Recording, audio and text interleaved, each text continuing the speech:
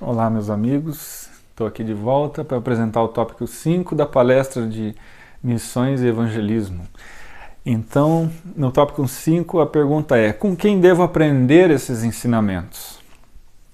Com quem que eu vou aprender a ser missionário, um obreiro?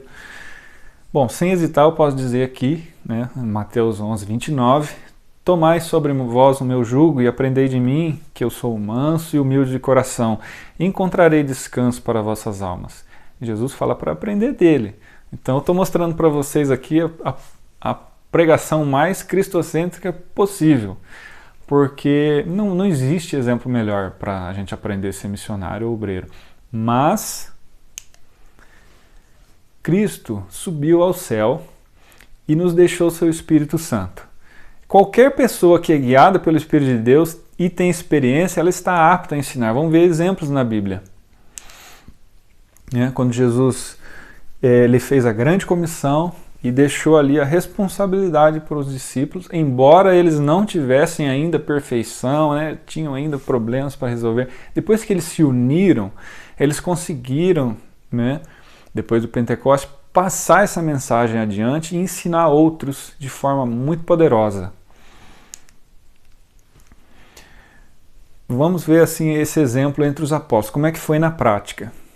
Paulo, apóstolo de Jesus Cristo, segundo o mandado de Deus, nosso Salvador, e do Senhor Jesus Cristo, esperança nossa. A Timóteo, meu verdadeiro filho na fé, graça, misericórdia e paz da parte de Deus, nosso Pai, e da de Jesus Cristo, nosso Senhor.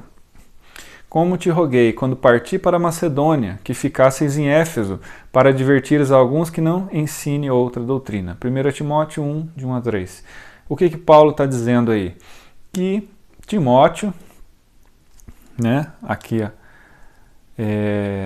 era um filho, verdadeiro filho na fé, ou seja, Paulo ensinou ele tudo sobre Jesus, ensinou ele a ter a fé no Filho de Deus, em toda a esperança nossa.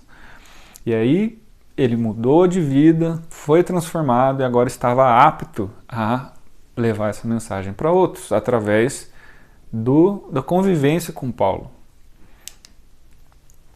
Então Paulo ele era um experiente obreiro missionário e ele pessoalmente ensinou várias pessoas, não só Timóteo, principalmente para cuidar das igrejas que ele iniciou. Então Paulo tinha assim uma sistemática de trabalho incrível.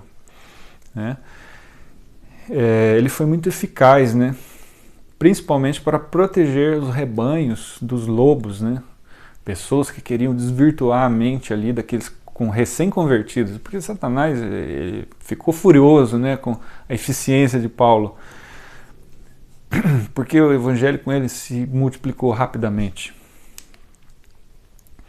Então isso aí a gente vê um modelo de o mais experiente ensina o menos experiente pela convivência. Esse é o modelo mestre-aluno,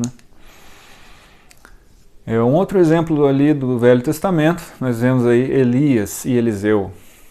Está escrito: partiu, pois, Elias dali e achou a Eliseu, filho de Safate, que andava lavrando com 12 juntas de bois adiante dele. E ele estava com a 12ª. E Elias passou por ele e lançou a sua capa sobre ele, jogou a capa. E ele entendeu aquele recado.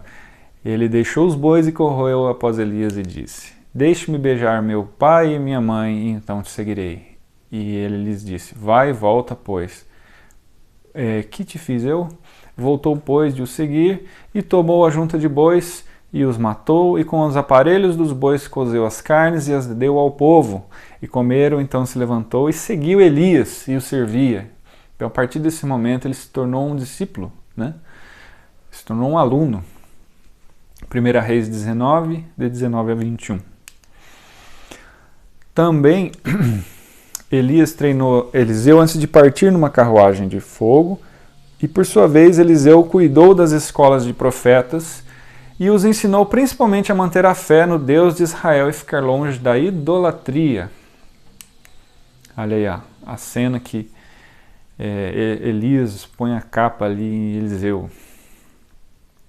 Então, esse exemplo do Velho Testamento mostra perfeitamente o sistema de mestre-aluno ali, Aprender por convivência. É importante observar que esse é o método mais eficiente de ensino, né, no treinamento espiritual de um obreiro, seja no mesmo modelo da Bíblia, né? Porque se a gente quer fazer as coisas direito, tem que copiar o que foi feito bom no passado, de bom, né? O que deu certo.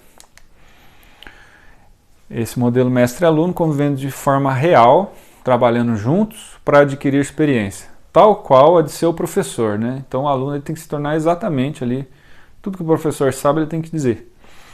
Ele não deve ocultar nenhum ensino ali para o seu aluno, porque de graça recebeste, de graças dai. E é um dom de Deus e deve ser assim passado adiante de boa vontade para que cumpra o seu propósito. Vemos aí em Isaías 55:11, assim será a minha palavra que sair da minha boca, ela não voltará para mim vazia, antes fará o que me apraz e prosperará naquilo para que a enviei. Então, a palavra de Deus foi dita e uma vez que ela é apresentada, ela dá frutos, né? Com o mesmo propósito acontece ali com o professor e seu aluno, né? Tudo que ele fala tem que vir de volta em frutos. O mestre dos mestres, ele escolheu apenas 12 homens para ensinar pessoalmente.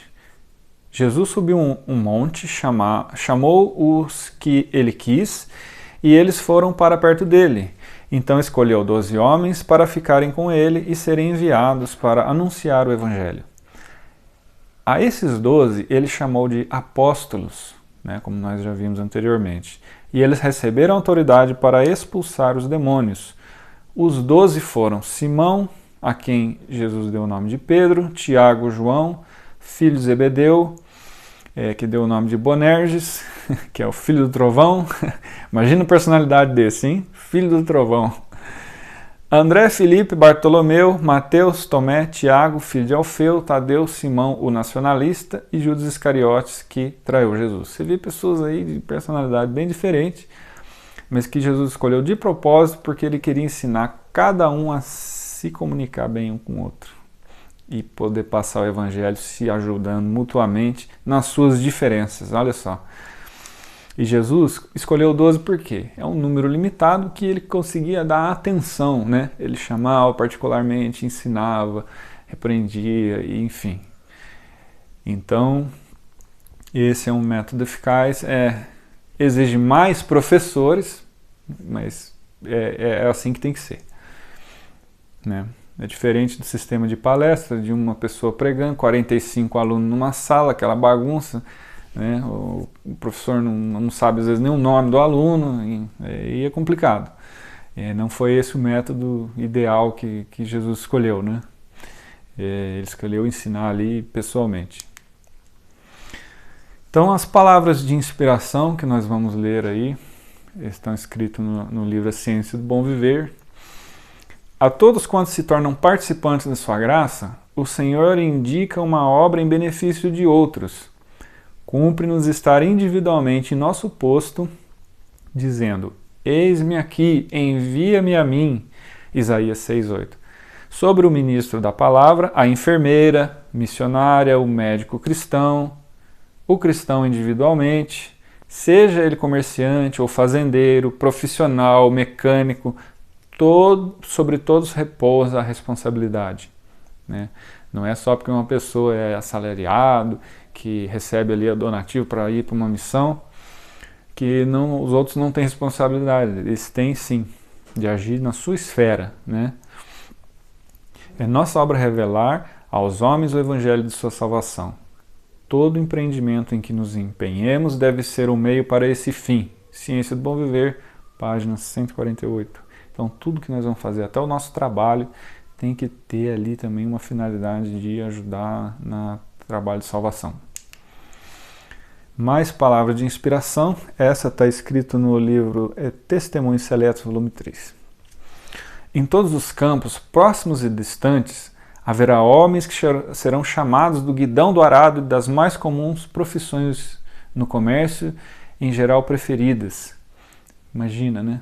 Como Elias, né, e Eliseu, estava lá, Eliseu no arado, né, num dia comum, de repente ele vem e é chamado para fazer a obra, ele abandona imediatamente. Então aqui da mesma forma foi inspirado essas palavras. Homens experimentados por eles instruídos, né? Esses homens experimentados, no caso ali, Elias, né, tinha muita experiência, começou ali a ensinar Eliseu. À medida que aprendam a trabalhar e se tornem eficientes, proclamarão a verdade com poder. Por causa das maravilhosas operações da providência divina, montanhas de dificuldade serão removidas e lançadas ao mar. A mensagem que tanta importância tem para os habitantes da terra será ouvida e compreendida. Os homens discernirão a verdade. A obra progredirá mais e mais até que a terra inteira seja divertida. Então virá o fim. Testemunhos Seletos, volume 3, página 332. Então a conclusão do tópico 5 é: Jesus deixou um legado de ensinar tudo o que dele aprendemos e podemos assim discernir o professor ideal. Se ele é guiado pelo Espírito Santo, terá o comportamento parecido com o de seu mestre. Cristo dá frutos para a vida eterna, assim também os seus alunos aprenderão sobre o comportamento e, colocando o aprendizado em prática, irão multiplicar as almas para o reino de Deus. O melhor método de ensino espiritual é da Bíblia e se dá pela convivência de mestre e aluno de forma estreita e que limita o número a poucos alunos por vez para que o ensino seja mais rápido e eficaz. Então esse foi o tópico 5 e nos vemos no próximo tópico 6.